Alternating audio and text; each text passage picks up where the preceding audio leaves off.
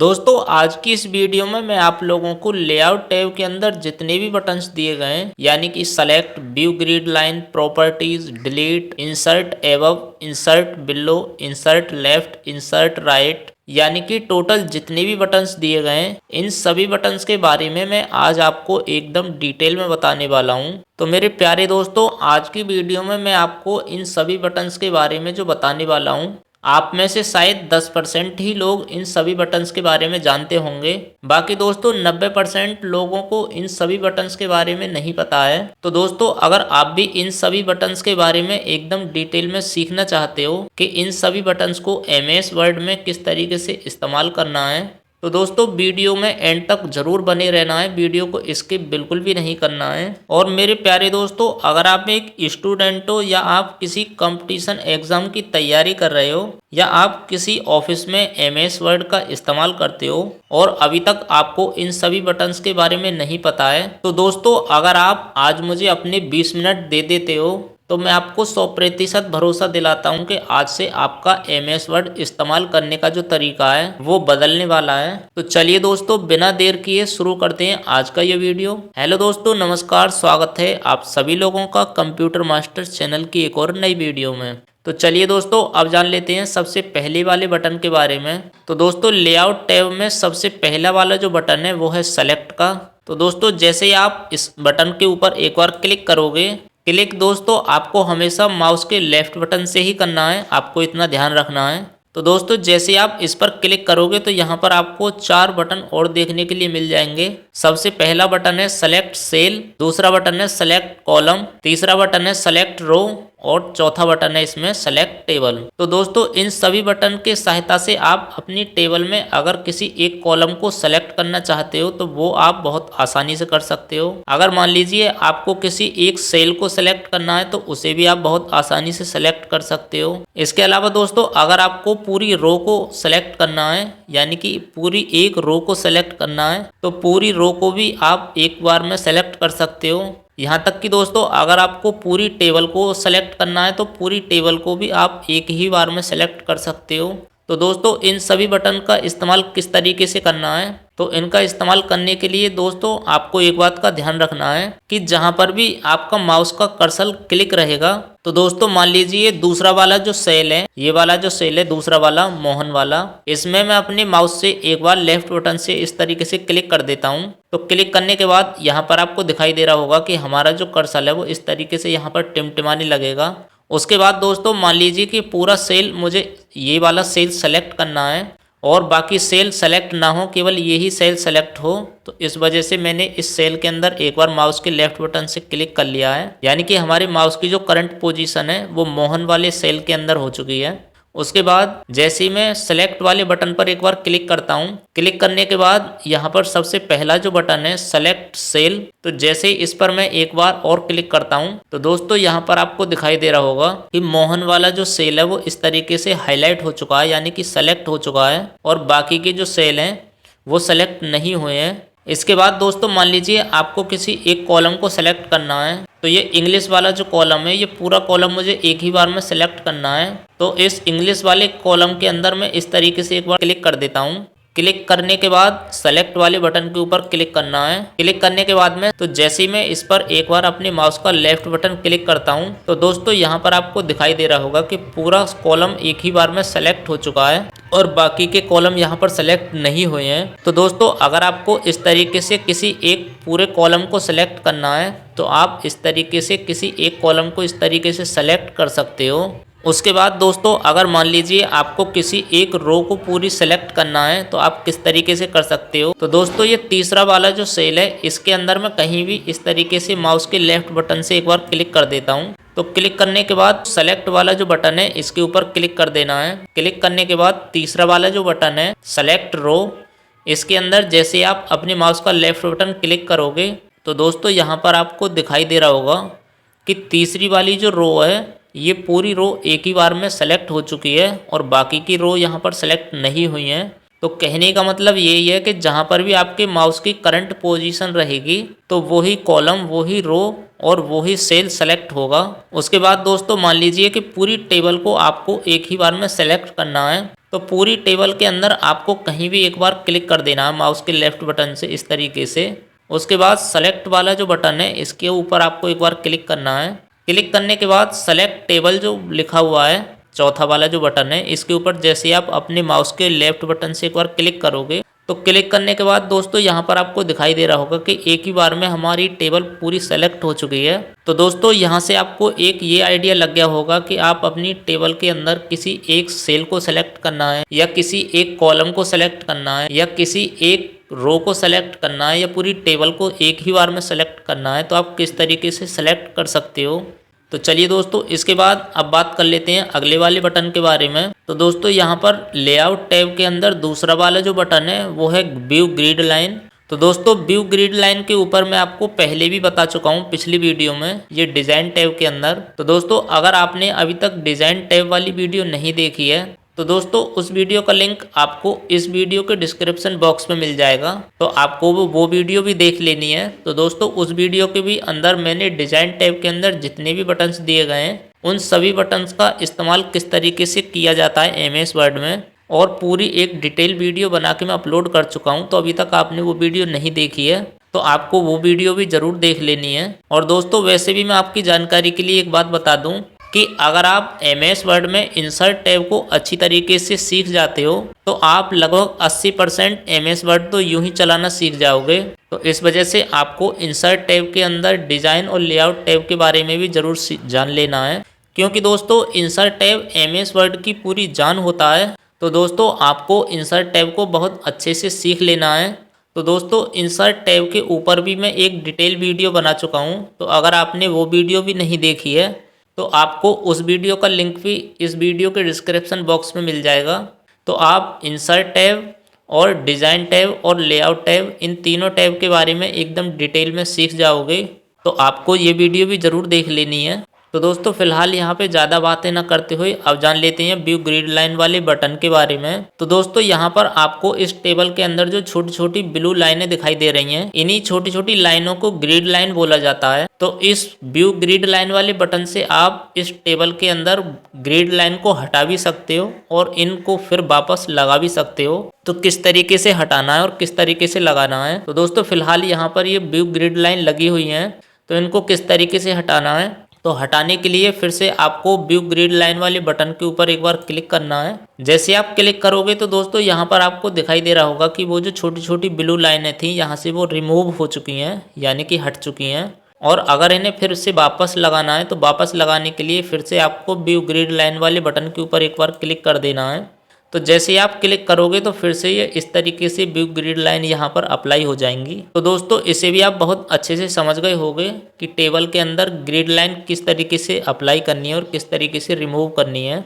इसके बाद दोस्तों आप जान लेते हैं प्रॉपर्टीज वाले बटन के बारे में। तो दोस्तों इसे समझने के लिए सबसे पहले मैं यहाँ पर कुछ टेक्स्ट को इंसर्ट करा लेता हूँ। तो सबसे पहले ये जो टेबल बनी हुई है तो इस टेबल को यहाँ से मैं डिलीट कर लेता हूँ।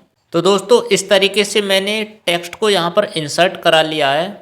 उसके बाद यहाँ पर एक छोटी सी टेबल को भी इंसर्ट करा लेता हूँ। तो मेरे प्यारे दोस्तों यहाँ पर मैंने आपको समझाने के लिए इस तरीके से टेक्स्ट को इंसर्ट करा लिया है। उसके बाद एक छोटी सी टेबल को भी इंसर्ट करा लिया है। तो दोस्तों यहाँ पर आपको थोड़ा सा ध्यान देना है। अगर आप थोड़ा सा ध्यान दोगे तो आप बहुत अच्छे तरीके से समझ जाओगे। तो मान लीजिए कि ये फिलहाल टेबल जो लेफ्ट में अलाइन है ये लेफ्ट में अलाइन ना करके मुझे सेंटर में अलाइन करनी है। तो आप किस तरीके से कर सकते हो, तो दोस्तों यहाँ पर सेंटर वाला जो बटन है इसके ऊपर आपको एक बार क्लिक करना है। क्लिक करने के बाद ओके वाला जो बटन है इसके ऊपर जैसे ही आप अपने माउस का लेफ्ट बटन क्लिक करोगे तो क्लिक करने के बाद दोस्तों यहाँ पर आपको दिखाई दे रहा होगा कि हमारी जो टेबल है वो सेंटर में अलाइन हो चुकी है। इसके बाद अगर मान लीजिए आपको राइट साइड की तरफ अलाइन करनी है तो उसके लिए फिर से आपको प्रॉपर्टीज वाले बटन के ऊपर एक बार क्लिक करना है और क्लिक करने के बाद राइट वाला जो बटन है इसके ऊपर आपको फिर से एक बार क्लिक कर देना है। क्लिक करने के बाद जैसे आप ओके वाले बटन पर क्लिक करोगे तो क्लिक करने के बाद दोस्तों यहाँ पर आपको दिखाई दे रहा होगा कि हमारी जो टेबल है वो राइट साइड में अलाइन हो चुकी है। तो दोस्तों यहाँ से आप अपनी टेबल को अलाइन भी कर सकते हो। आपको लेफ्ट में रखनी है, सेंटर में रखनी है या राइट साइड में रखनी है, तो यहाँ से आप प्रॉपर्टीज वाले बटन से अलाइन कर सकते हो। उसके बाद दोस्तों फिर से एक बार प्रॉपर्टीज वाले बटन पे जैसे मैं क्लिक करता हूँ तो क्लिक करने के बाद यहाँ पर हमें एक बटन और दिखाई दे जाता है टेक्स्ट रैपिंग का। तो दोस्तों इस टेक्स्ट रैपिंग का आप किस तरीके से इस्तेमाल कर सकते हो, तो फिलहाल इसे मैं इस तरीके से एक साइड में लेके आता हूँ। तो दोस्तों अभी जो यहाँ पर आपको ये टेबल दिखाई दे रही है, ये राइट साइड में अलाइन है फिलहाल। तो दोस्तों कभी कभी हमें इस तरीके की डॉक्यूमेंट बनाने पड़ जाते हैं जिसमें इस तरीके से टेक्स्ट भी लिखे होते हैं और टेक्स्ट के बीच में हमें टेबल भी बनानी पड़ जाती है, यानी कि टेबल को भी इंसर्ट कराना होता है। तो दोस्तों उसके लिए सबसे पहले आपको अराउंड जो लिखा हुआ है इसके ऊपर एक बार क्लिक करना है। क्लिक करने के बाद ओके वाला जो बटन है इसके ऊपर आपको एक बार और क्लिक कर देना है। तो क्लिक करने के बाद दोस्तों यहाँ पर आपको दिखाई दे रहा होगा कि हमारी टेबल फिलहाल ऊपर की तरफ राइट साइड में अलाइन थी, लेकिन अभी ये टेक्स्ट के पीछे आ चुकी है। उसके बाद दोस्तों अगर मान लीजिए आपको टेक्स्ट के बीच में टेबल को लेके आना है तो आप किस तरीके से ला सकते हो, तो उसके लिए आपको इस तरीके से अपने माउस को टेबल के ऊपर लेके जाना है और जब आप अपने माउस को इस तरीके से टेबल के ऊपर लेके जाओगे तो इस तरीके से यहाँ पर आपको दिखाई दे रहा होगा कि प्लस जैसा आइकन बन चुका है। तो इस प्लस वाले आइकन के ऊपर आपको अपने माउस को लेके जाना है। तो जैसे आप अपने माउस को इस प्लस वाले आइकन पर लेके जाओगे तो आपका जो माउस पॉइंटर है वो कुछ इस तरीके से प्लस जैसा हो जाएगा, यानी कि आपके माउस पॉइंटर में 4 एरो बन जाएंगे, up arrow, down arrow, left arrow, right arrow. तो जब इस तरीके से 4 एरो बन जाएं तो आपको फिर से अपने माउस का लेफ्ट बटन प्रेस करना है और प्रेस ही करके रखना है। उसके बाद जहां पर भी आपको अपनी टेबल लेके आनी है तो आप इस तरीके से ड्रैग करते हुए अपनी टेबल को लाने के बाद और फिर से आपको जहां पर भी अपनी टेबल रखनी है तो वहां पर लाने के बाद आपको अपने माउस का लेफ्ट बटन इस तरीके से छोड़ देना है। तो दोस्तों यहाँ पर आपको दिखाई दे रहा होगा कि हमारी जो टेबल है वो टेक्स्ट के बीच में आ चुकी है, यानी कि इधर भी टेक्स्ट लिखे हुए हैं और इधर भी टेक्स्ट लिखे हुए हैं। इसके अलावा दोस्तों अगर आपको ये और थोड़ी नीचे की तरफ लेके आनी है तो फिर से आपको वही प्रोसेस दोहराना है। यहाँ पर आपको अपने माउस का पॉइंटर लेके आना है और लेफ्ट बटन क्लिक करते हुए इस तरीके से नीचे की तरफ ड्रैग करके लेके आनी है टेबल और फिर से आपको माउस का लेफ्ट बटन छोड़ देना है। तो यहाँ पर आपको दिखाई दे रहा होगा कि हमारी टेबल ठीक टेक्स्ट के बीच में आ चुकी है, यानी कि ऊपर भी टेक्स्ट लिखे हुए हैं, नीचे भी टेक्स्ट हैं, लेफ्ट में भी टेक्स्ट लिखे हुए हैं और राइट में भी टेक्स्ट लिखे हुए हैं। तो दोस्तों इस तरीके से आप अपनी टेबल को टेक्स्ट के बीच में इंसर्ट करा सकते हो। तो दोस्तों यहाँ से आपको एक ये भी आइडिया लग गया होगा कि अगर आपको कभी भविष्य में ऐसी टेबल की आवश्यकता पड़ जाती है जो टेक्स्ट के बीच में बनानी है तो दोस्तों उस कंडीशन में आप प्रॉपर्टीज वाले बटन से बहुत ही आसानी से अपनी टेबल को टेक्स्ट के बीच में इंसर्ट करा सकते हो। तो चलिए दोस्तों इसे आप बहुत अच्छे से समझ गए होंगे। इसके बाद दोस्तों अब बात करते हैं डिलीट वाले बटन के बारे में। तो दोस्तों यहाँ से आप जैसे ही डिलीट वाले बटन पर एक बार क्लिक करोगे तो क्लिक करने के बाद दोस्तों यहाँ पर 4 बटन और देखने के लिए मिल जाएंगे आपको। तो पहला जो बटन है वो है डिलीट सेल, दूसरा है डिलीट कॉलम, तीसरा है डिलीट रो और चौथा है डिलीट टेबल। तो दोस्तों यहाँ से अगर मान लीजिए आपको किसी एक सेल को डिलीट करना है तो आप एक सेल को बहुत ही आसानी से डिलीट कर सकते हो। इसके अलावा अगर आपको किसी एक कॉलम को डिलीट करना है तो आप किसी एक कॉलम को भी डिलीट कर सकते हो। इसके अलावा अगर आपको किसी पूरी एक रो को डिलीट करना है तो आप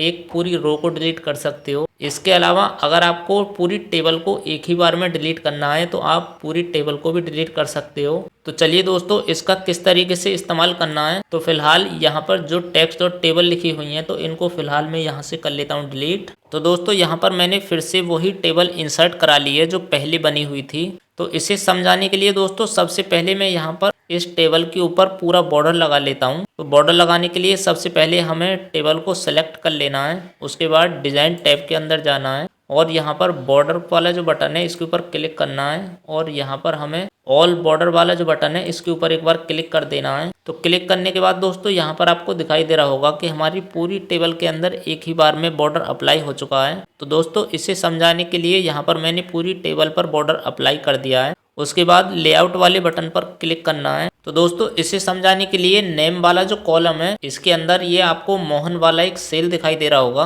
तो मान लीजिए मोहन वाला जो ये सेल है ये सेल मुझे यहाँ से डिलीट करना है। तो इसे डिलीट करने के लिए सबसे पहले मोहन वाले सेल के अंदर मैं एक बार अपने माउस के लेफ्ट बटन से क्लिक कर लेता हूँ। क्लिक करने के बाद दोस्तों यहाँ पर आपको इस तरीके से दिखाई दे रहा होगा कि हमारा जो माउस पॉइंटर है वो इस तरीके से यहाँ पर टिमटिमाने लगेगा।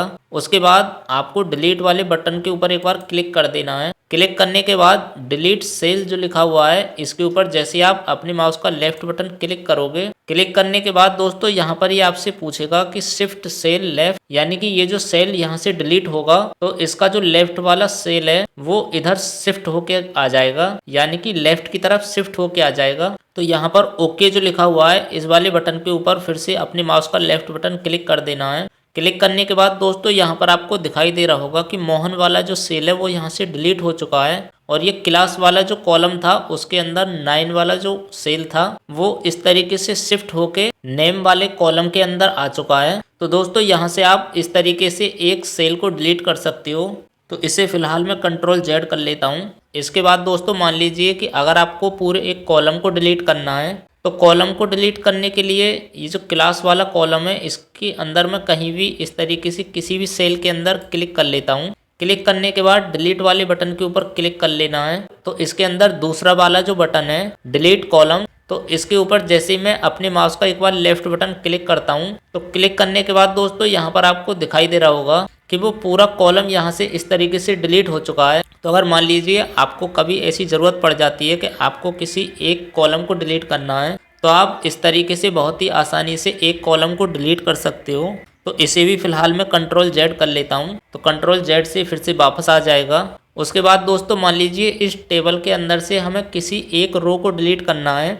तो यहाँ पर ये कोमल वाली जो रो है, मान लीजिए ये रो मुझे डिलीट करनी है यहाँ से। तो इस रो के अंदर जितने भी सेल बने हुए हैं तो किसी भी सेल के अंदर आपको इस तरीके से क्लिक कर लेना है। क्लिक करने के बाद डिलीट वाले बटन के ऊपर फिर से एक बार क्लिक करना है। क्लिक करने के बाद डिलीट रो वाला जो बटन है इसके ऊपर जैसे ही आप अपने माउस का लेफ्ट बटन क्लिक करोगे तो क्लिक करने के बाद दोस्तों यहाँ पर आपको दिखाई दे रहा होगा कि सीरियल नंबर में 1 2 3 के बाद सीधा 5 है, यानी कि 4 वाली जो रो है वो यहाँ से इस तरीके से डिलीट हो चुकी है। तो अगर मान लीजिए आपको किसी एक रो को डिलीट करना है अपनी टेबल के अंदर से तो आप इस तरीके से अपनी रो को डिलीट कर सकते हो। तो इसे फिलहाल से मैं कंट्रोल जेड कर लेता हूँ। कंट्रोल जेड करने के बाद में दोस्तों मान लीजिए कि आपको पूरी टेबल को ही एक बार में डिलीट करना है तो आप किस तरीके से कर सकते हो। तो डिलीट करने के लिए आपको टेबल के अंदर इस तरीके से कहीं भी क्लिक कर लेना है। क्लिक करने के बाद यहाँ पर डिलीट वाला जो बटन है इसके ऊपर आपको एक बार क्लिक कर देना है।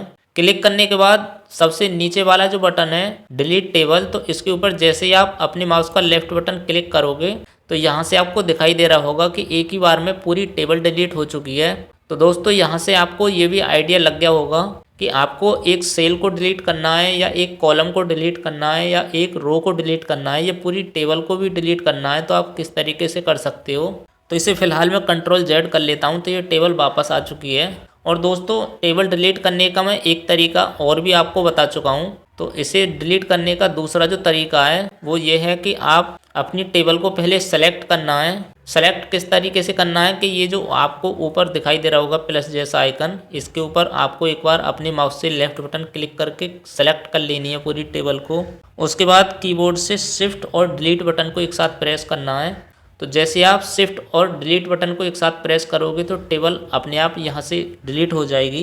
तो दोस्तों दोनों तरीकों में से आप किसी भी तरीके से अपनी टेबल को डिलीट कर सकते हो। तो दोस्तों अगर आपने ये वीडियो यहाँ तक देख लिया है और आपको ये वीडियो अच्छा लग रहा हो तो प्लीज़ वीडियो को एक लाइक ज़रूर कर देना है।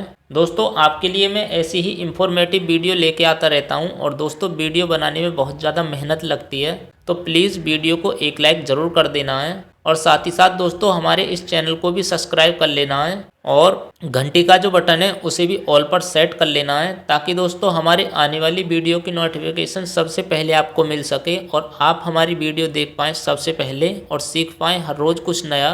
और दोस्तों ये एकदम फ्री है, इसका कोई चार्ज नहीं है। तो ये 3 काम आपको ज़रूर कर लेने हैं। तो चलिए दोस्तों यहाँ पर ज़्यादा बातें ना करते हुए अब बात कर लेते हैं insert above, insert below, insert left और इंसर्ट राइट वाले बटन के बारे में। तो दोस्तों यहाँ पर सबसे पहला जो बटन है वो है इंसर्ट एबव। तो दोस्तों इस बटन को सबसे पहले मैं आपको ऐसे ही समझाई देता हूँ, फिर इस बटन का मैं आपको इस्तेमाल बताऊंगा कि किस तरीके से इस्तेमाल करना है। तो दोस्तों मान लीजिए आपको किसी रो के ऊपर एक खाली रो इंसर्ट करानी है तो आप इंसर्ट एबव वाले बटन का इस्तेमाल कर सकते हो। इसके अलावा दोस्तों अगर मान लीजिए आपको किसी रो के नीचे एक खाली रो और इंसर्ट करानी है तो आप इंसर्ट बिलो वाले बटन का इस्तेमाल कर सकते हो।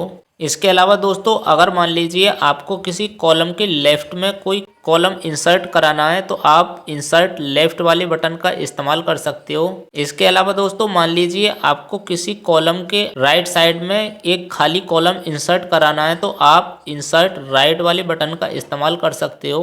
तो इन सभी बटन का इस्तेमाल किस तरीके से करना है तो चलिए दोस्तों इसे प्रैक्टिकल सही समझ लेते हैं। तो दोस्तों इसे समझाने के लिए सबसे पहले मोहन वाला जो सेल है इस सेल के अंदर मैं एक बार अपने माउस का लेफ्ट बटन क्लिक कर लेता हूं। तो क्लिक करने के बाद दोस्तों मान लीजिए मोहन वाली जो ये रो है इस रो के ऊपर एक खाली रो और इंसर्ट करानी है। तो दोस्तों उस कंडीशन में हम इस्तेमाल करेंगे इंसर्ट एबव वाले बटन का। तो दोस्तों जैसे आप इंसर्ट एबव वाले बटन के ऊपर अपने माउस का एक बार लेफ्ट बटन क्लिक करोगे तो क्लिक करने के बाद दोस्तों यहाँ पर आपको दिखाई दे रहा होगा कि मोहन वाली जो ये रो है इस रो के ऊपर एक खाली रो यानी कि एक ब्लैंक रो इंसर्ट हो चुकी है।